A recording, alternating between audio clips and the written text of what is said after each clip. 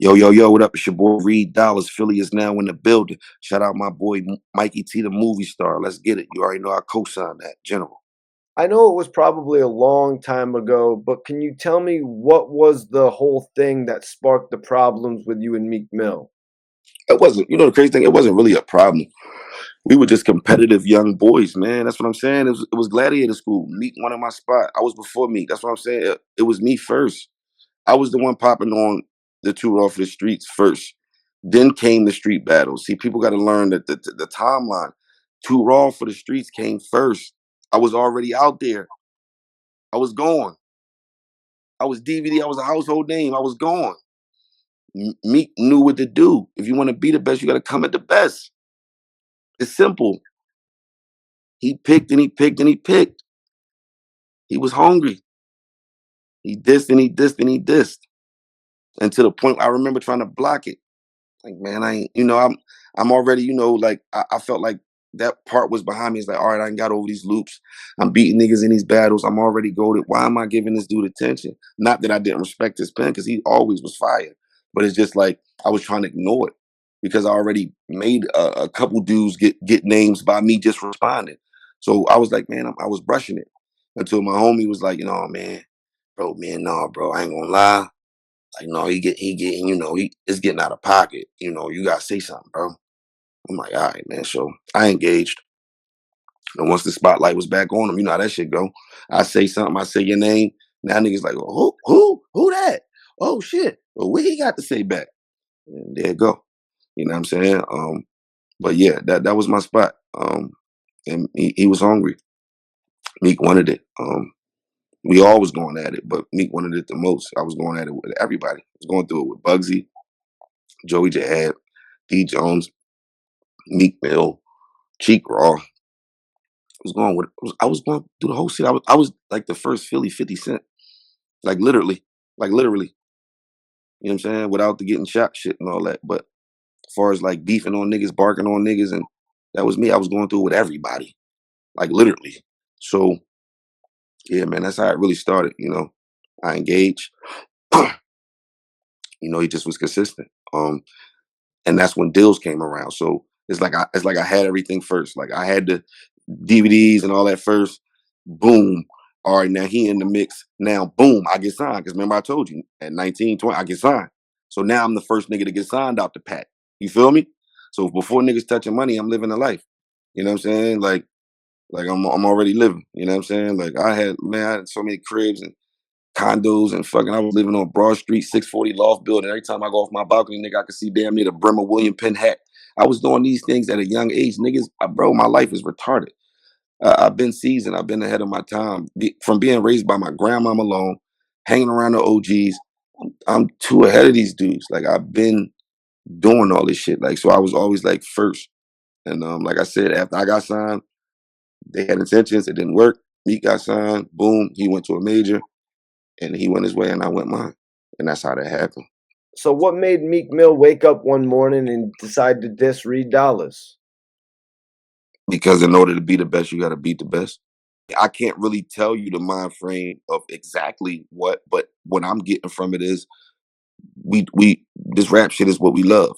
So it's like if you hungry, all right, how can he was thinking right, because that's how I was thinking. Because when I came in, I believe Cheek Raw was before me, a few months and all that, maybe like a year or something before me. He was already on Too Raw for the Streets, because I just come on from placement. You feel me?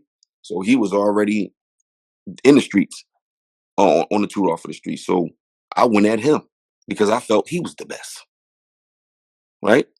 Got him out the way. Meek did the same thing. In order to be the best, you gotta be the best. And that's this at the time where controversy in Philly was just a thing. Like it was dope. It was like it was lyrical. It was like, lyrical warfare. It was gladiator school. So he knew in order to get that buzz that he was looking for, you got coming the top guy. You got coming the top guy. Period. You know what I'm saying? So that's how that shit went down. Did you really pull up on Meek Mill on the south side? On the north side. Oh, the north side. Can you take me into that? Yeah. Shit. We was young Bob was a part of their camp. So, and back in these days, you had the rappers, you had the cameramen, the guys that were doing the DVDs. So, Drew Off of the Streets, that was Big Star. Young Bob, that was the dude that was putting out Headshot DVDs. Headshot was Meek Mill, Joey, all of them. That was all they guys. So he would pretty much shoot all of their footage. So, but it was never no like real beef, like fighting and shooting and shit. He loved us all. Like he fucked with us all. He wasn't biased because he wanted us on the DVDs too because it made it sell better, right? So we all had good relationships. One day he said, "Yo, man, I need y'all on the DVD, man. You know what I'm saying? Y'all gotta come down, get some footage." I'm like, damn, I want to get on this one because I knew this DVD was gonna be fire. So I'm like, all right, fuck. I'm like, well, you know where you at? He like, I'm down north. I'm down Birch Street. I know that's me, good. That's where they all from. They all from down in that area. So I'm like, all right, cool. We're gonna pull up. So me and my man Eddie, we pull up down there. Just me and Eddie. It's just two of us. You know what I'm saying? We pull up. Um, we in the trenches. We know that. We know where we at. Philly is the trenches, period. But we in they trenches. So we pull up.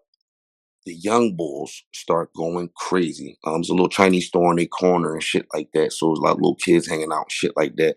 And at this time, we like hood famous. I'm like fucking hood Bow Wow. I couldn't walk no fucking where without Reed Dollaz, Reed Dollaz. So we down north, the young bulls start going crazy. Yo, Reed Dollaz, yo, my God, yo.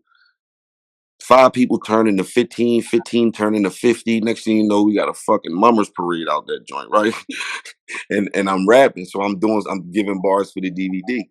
Somebody in that crowd, yo, Reed down here must have called Meek, right? They come up, they slide up like 2, 3 cars deep, right? It's like a movie. So I see everybody as I'm rapping, everybody, at certain bars, they, oh shit, that was fire. But then I hear niggas because I'm locked in on the camera, but I'm watching my surroundings also.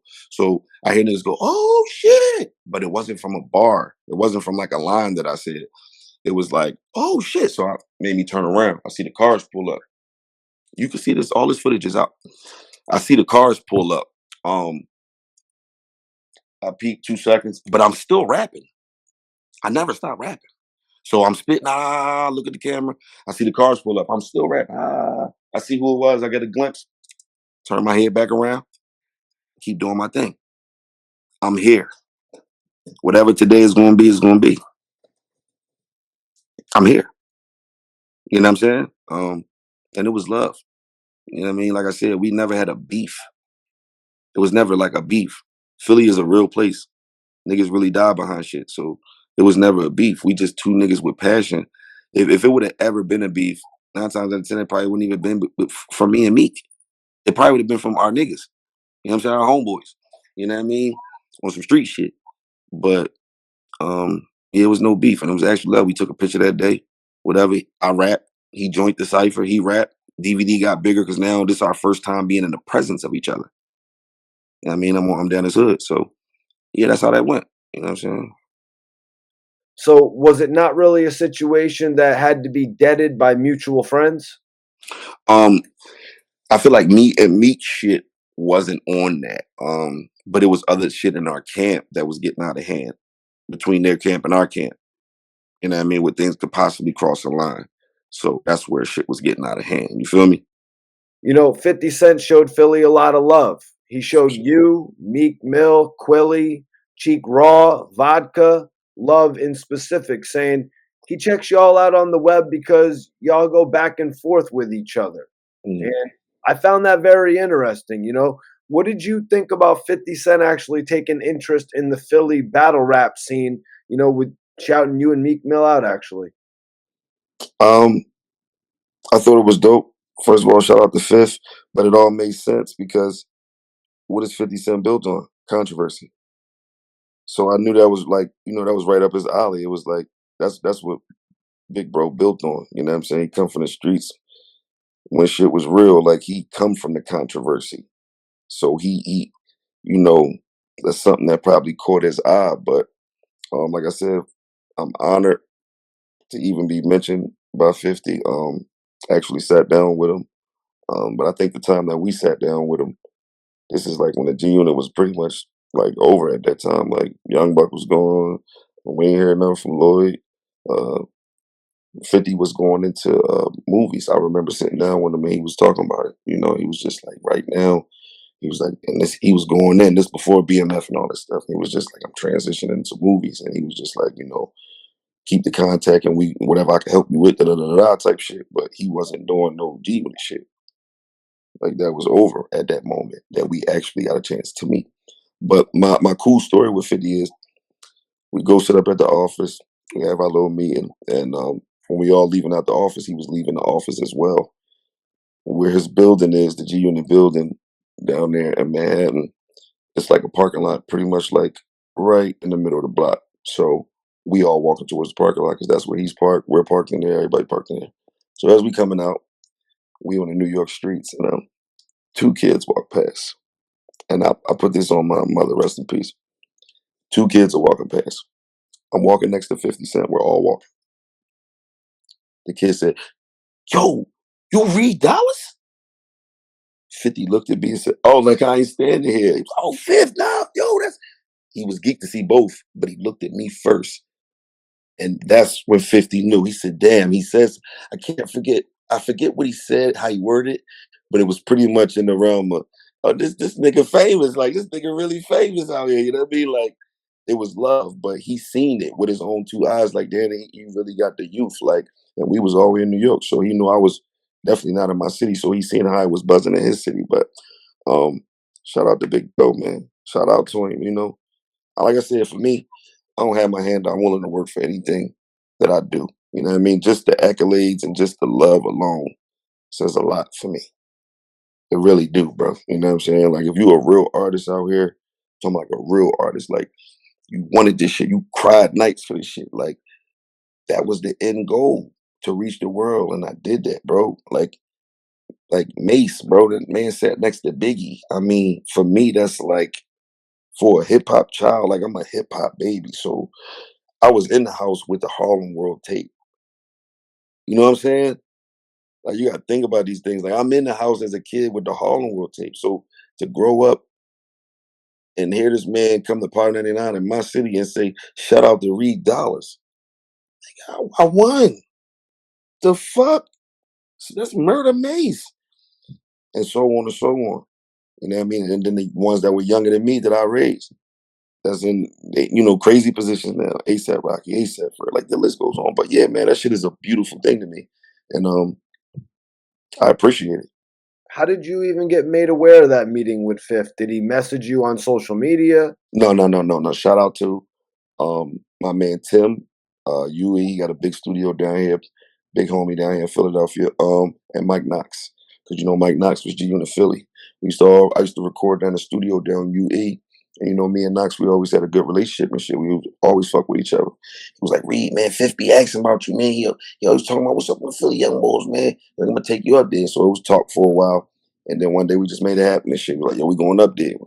Reed, you want to slide up?" I'm like, "Yeah, fuck yeah, fuck all right, I want to slide up." We had the meeting and shit. Shout out to Mike Knox. That was some real nigga shit. And I'll never forget that. You know what I'm saying? I don't give a fuck what came from the meeting. Just him being that thorough to do something like that. Because a lot of niggas are selfish and a lot of people, a lot of these dudes in this rap game is inferior, man. Like these motherfuckers be weird. Want to block your shine and do weird shit. So for Knox to do that, and because he said it, he said, "Man, Fifth always asking about y'all niggas. I'm gonna take you up there." So shout out to Knox, shout out to Tim. But yeah, that was through Knox, Mike Knox. Man, 50 Cent started off pretty underground. Did you ever ride around to that Power of the Dollar? Yes, yes. I was a Right. 50. I was a 50 fan before G Unit. Yeah, I was 50. I was a 50 fan before G Unit. You know what I'm saying? Like I come from that. Like when I say hip hop baby, bro. All the mixtapes, clue tapes. I think the first tape I ever got, um, my older cousin for my birthday was Nas.